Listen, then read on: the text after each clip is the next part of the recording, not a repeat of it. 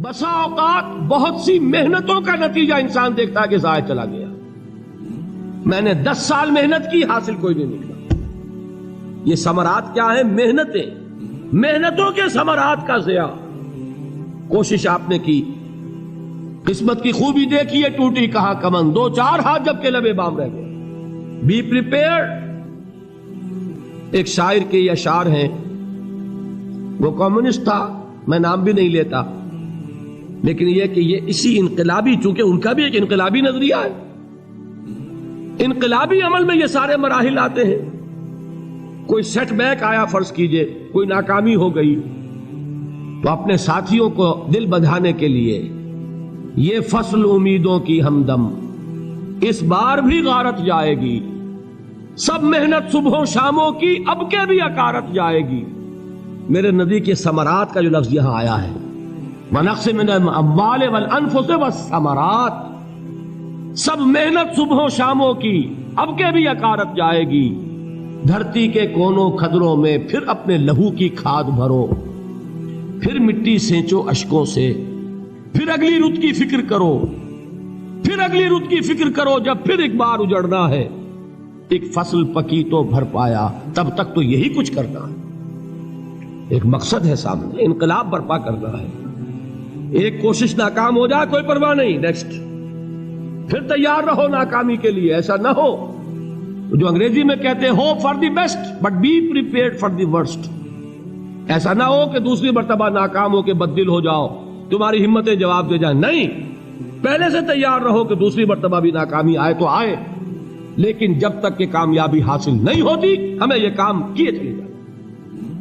دیکھیے سیرت میں آیا کہ نہیں یہ واقعہ. بدر میں مسلمانوں کو فتح ہوئی تو احد میں زک پہنچی کہ نہیں؟ 70 صحابہ شہید ہوئے کہ نہیں؟ اگر ان کی ہمتیں جواب دے جاتی تو گاڑی کیسے چلتی آگے؟ تو فرمایا وَلَنَبْلُوَنَّكُمْ بِشَيْءٍ مِّنَ الْخَوْفِ وَالْجُوعِ وَنَقْصٍ مِّنَ الْأَمْوَالِ وَالْأَنفُسِ وَالثَّمَرَاتِ. ہم تمہیں لازم آزمائیں گے، خوف کی کیفیت سے، فقر و فاقے کی کیفیت سے، بھوک سے، جان کے نقصان سے، مال کے نقصان سے، محنتوں کے حاصل کے ضائع ہو جانے سے. وَبَشِّرِ الصَّابِرِينَ، اور اے نبی بشارت دیجئے صبر کرنے والوں کو. الَّذِينَ إِذَا أَصَابَتْهُمْ مُصِيبَةٌ، وہ کہ جب ان پر کوئی تکلیف آئے، کوئی مصیبت آئے، کوئی آزمائش آئے، قالوا انا للہ و انا الیہ راجعون، وہ یہ کہیں کہ ہم اللہ ہی کے ہیں، اللہ ہی کی طرف لوٹ جانا ہے. یہ وہی انداز ہے جو میں نے فارسی کا شعر سنایا تھا آپ کو کہ سرے تسلیم خم ہے جو مزاج یار میں آئے. وہ ہمارا مولا ہے، ہمارا آقا ہے.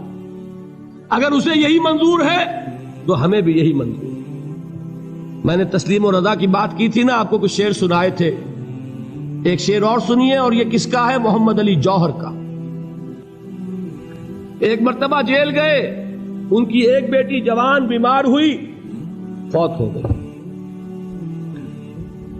باہر چھوڑا انگریز نے، جاؤ بھائی دفن کر دو بیٹی کو.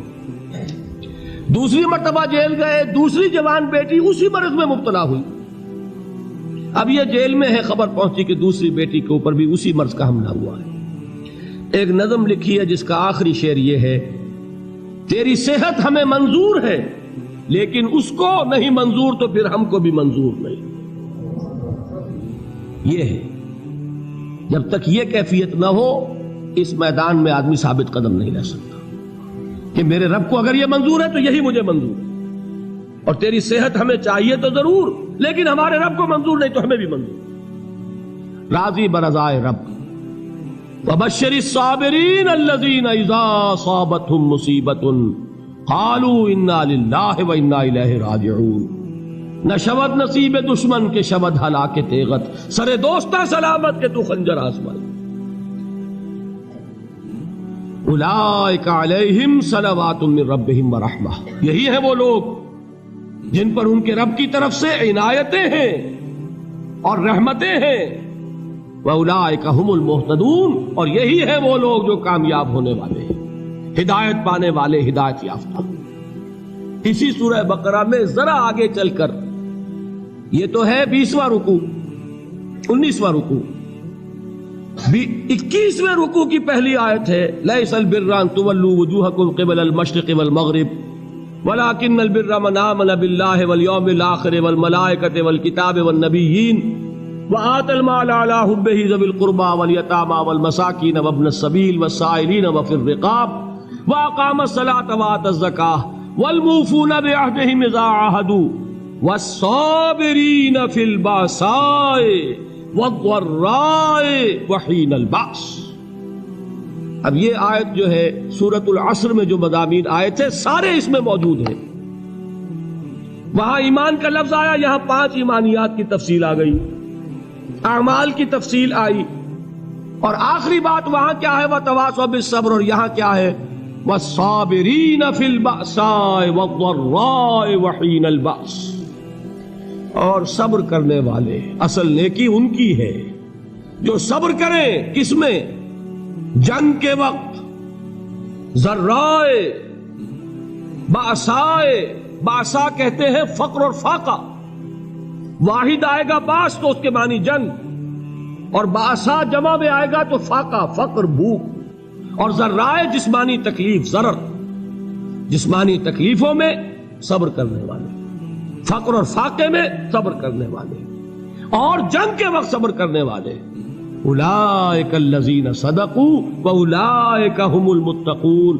یہ ہیں وہ لوگ جو صبر کرنے والے ہیں، یہ ہیں جو سچے ہیں، جو اپنے دعوے میں نیکی کے اور ایمان کے صادق ہیں، اور یہی وہ لوگ ہیں جو متقی.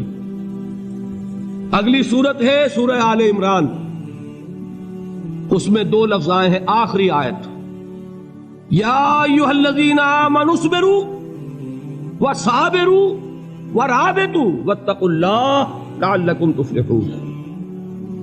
دیکھیے یہاں صبر اور صابر جو تعلق جہد اور جہاد کا ہے وہی ہے صبر اور مصابرت.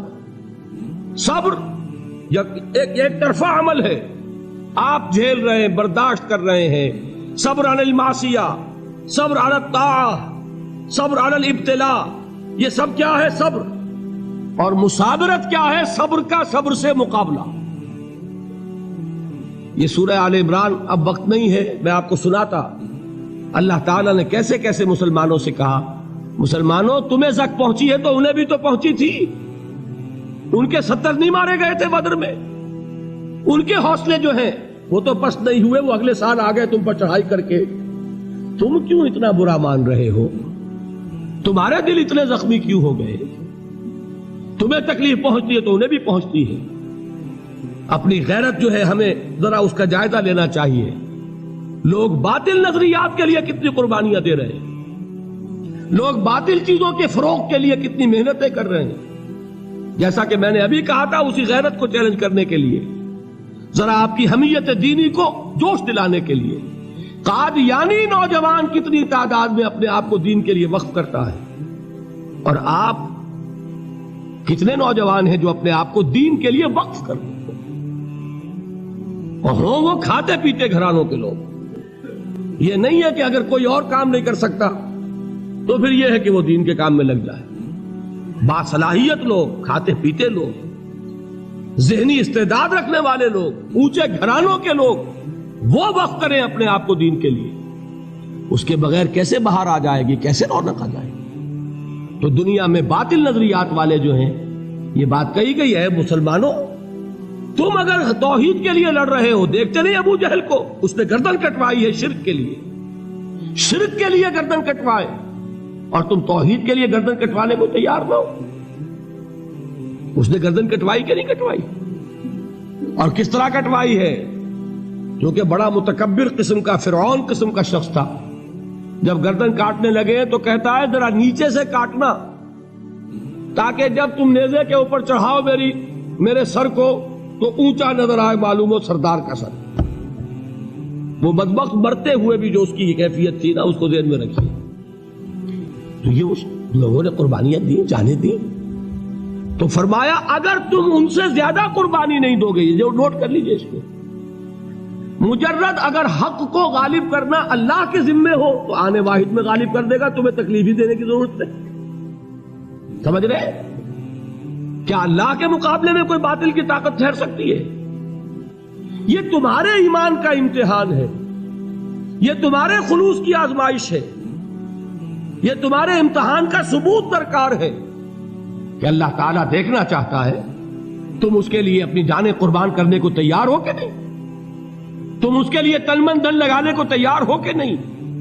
اور یہ جان لو کہ اگر کفار اور مشرکین اور ملحدین اور باطل نظریات والے وہ جو کچھ قربانیاں اپنے باطل نظریات کے لیے دے رہے ہیں ان سے زیادہ اگر تم نہیں دو گے تو حق غالب نہیں ہوگا۔